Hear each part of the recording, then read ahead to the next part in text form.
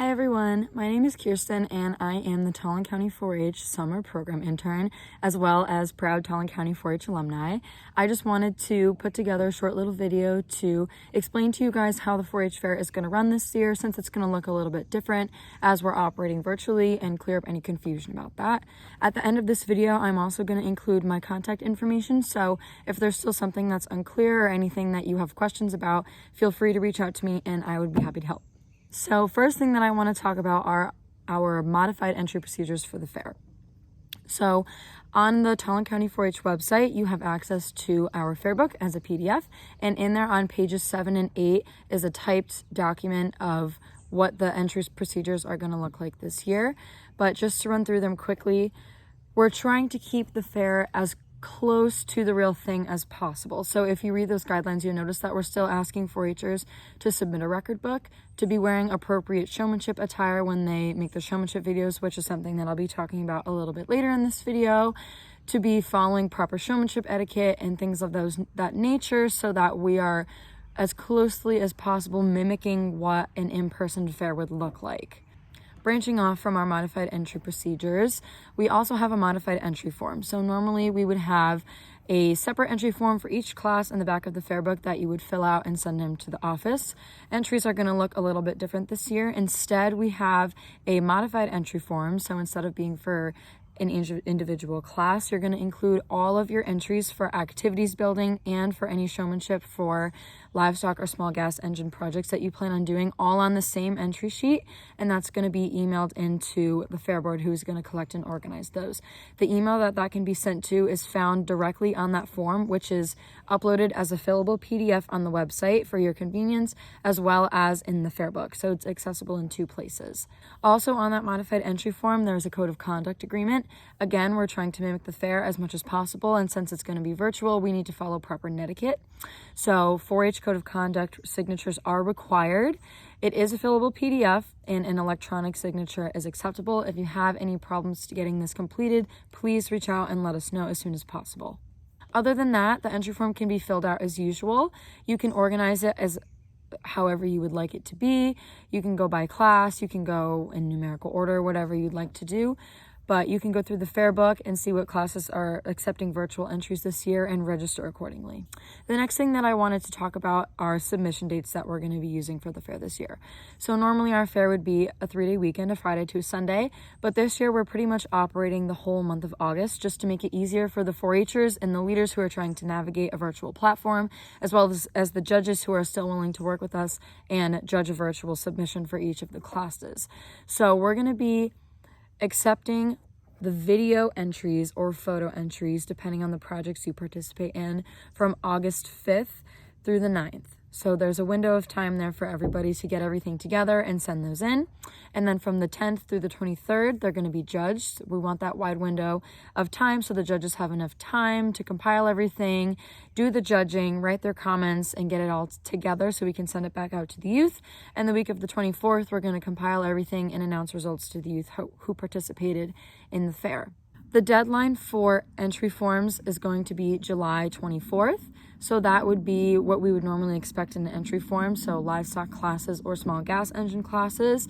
But we're also strongly encouraging that if you are only submitting activities building class projects, that you still include them on your entry form and send that in early. I'm going to talk a little bit about the platform that we're using for activities building entries in a few minutes, but that platform needs to be set up by our fair board, and it will be much easier to do that appropriately and efficiently if we know ahead of time how many entries we're going to need to accommodate.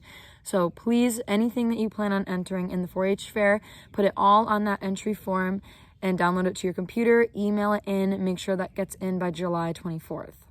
So the first thing I want to talk about in terms of projects is the activities building. Normally we would just have the gold building filled up with all of the activities building projects with a check-in a couple days before the fair started.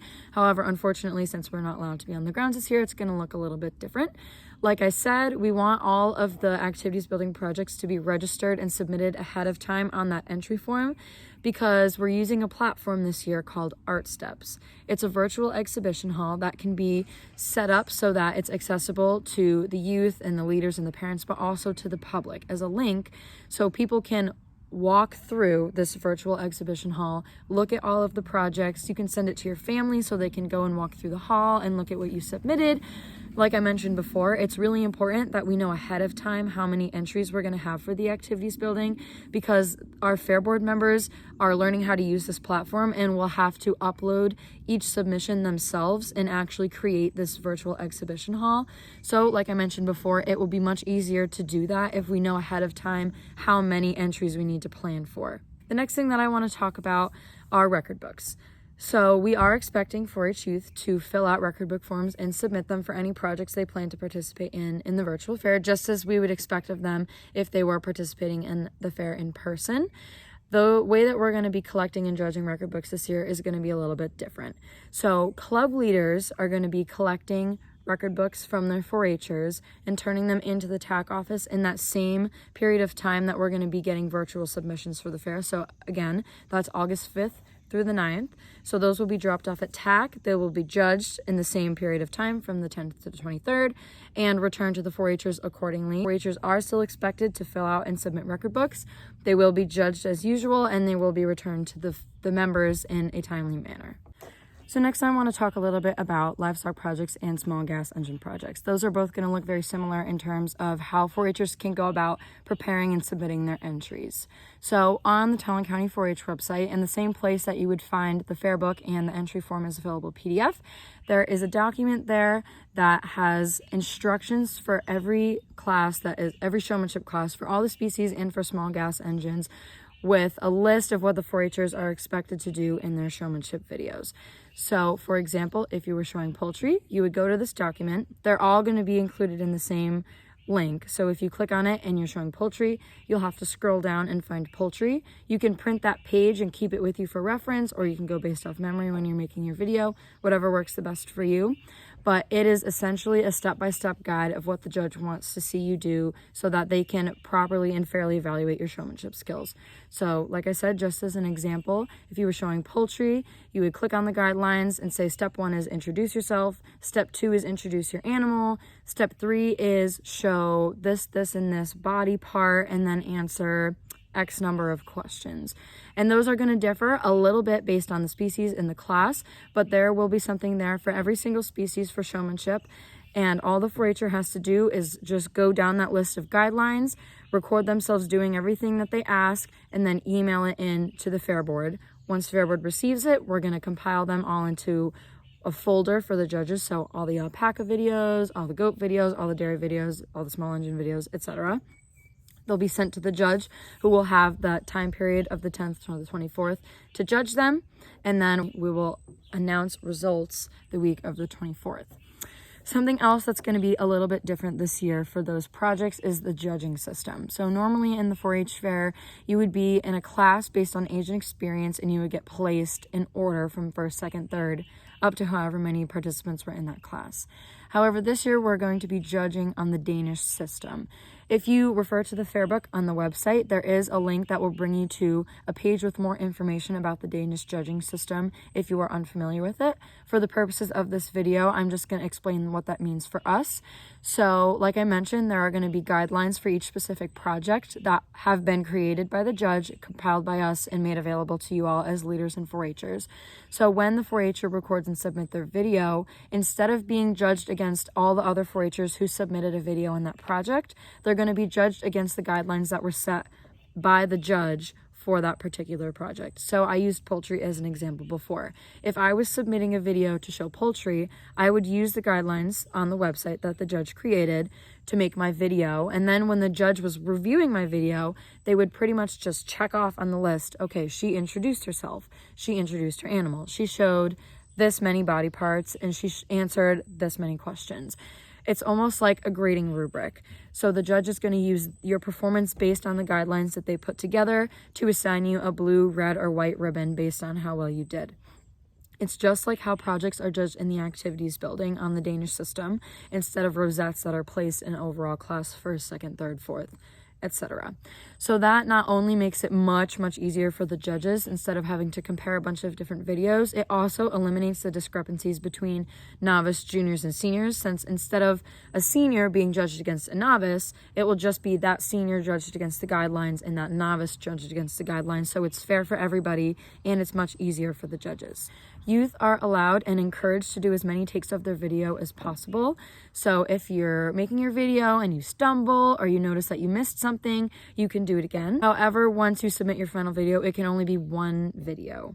But since this is being judged on a Danish system and not in a competition-based class, we're strongly encouraging youth to do as many takes as they need to feel confident in the video that they're submitting, since this is their best possible performance compared to a standard set by the judge. So we want them to be doing the best that they can and to feel confident in the work that they've created, since just as they would be preparing for an in-person fair to do their best as possible, we still want them to be doing the best that they can to prepare and perform as well as they can for this virtual fair. Submission of these types of entries is also going to be by email. Please make sure that you only send one copy and make sure you include the name of the exhibitor in the email or in the title for the email when you send it. At the end of this video, I'm going to put a screen up that has all of the emails that everything should be sent to, and you can also refer to the fair book on our website for more information about where these entries can be sent. Directly on the entry form is the email that it should be sent to, and at the top of all of the guidelines is the email that showmanship videos can be sent to. Also, I mentioned briefly before talking about entry procedures that since we're trying to keep it as close to the real fair as possible, that we're still expecting foragers to be wearing appropriate showmanship attire. So whatever that may be for the showmanship class that you're participating in, please make sure that you're wearing that attire when you're filming your video. Something else I also wanted to talk about is general knowledge. So if you've participated in our 4-H fair before, you'll know that once you bring your animals or your small gas engine projects to the fair, you are given a general knowledge test by the steward to fill out, and then they're graded and results are announced sometime during the fair. However, unfortunately this year, that's not something that we're going to be able to do, as administering a virtual general knowledge test to people of different ages and experiences is rather implausible at this time. However, some judges did include in their showmanship guidelines questions for 4-Hers to answer with varying levels of difficulty so that everyone has a chance to answer something that they're confident in. All right, before I wrap up this video, as promised, I'm going to include my contact information on the screen right here, just so if you guys have any more questions or concerns about anything, or if there's anything I can help you with, whether it be filling out entry forms if it's your first time, or navigating the website, please feel free to reach out. I'd be happy to help you with that, as well as Marian Fusco, who is our extension educator in the county. She will be happy to answer any questions and help you guys with anything that she can if you have more questions or concerns regarding the fair this year. Also, I mentioned quite a few documents while I was talking in this video and things that it can be found in the fair book. If you would like something directly sent to you, please reach out to myself or Marianne and we can get that done for you.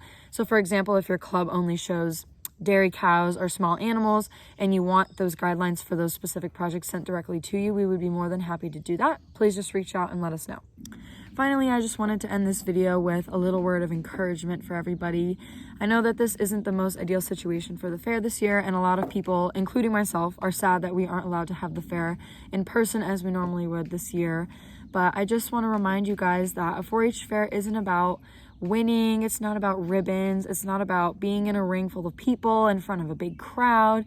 This is about showing what you've learned, showing all the hard work that you've put into your project, and improving as a 4-H'er and as an individual. I don't want you guys to lose sight of that. Like I said, I know that this is not the best situation, but this platform and all the things that Fair Board has been putting together for this virtual fair is special for you guys, because we want you to feel like all the hard work that you've put into your project this year is not going to waste, and that you still have an opportunity to show it to a judge and get some feedback on it. So I know that this is a pretty big bump in the road and it is pretty disappointing, but please don't forget that we're all rooting for you this fair. Even though it's going to be different, it's still going to be great. Everyone is still going to get an opportunity for their projects to be judged and come out as a better showman, a better 4-H'er, so that next year when we're all allowed to be back together again, we've all taken something away from this experience. We all went through it together. We all had each other's backs, and we can have an even better fair next year.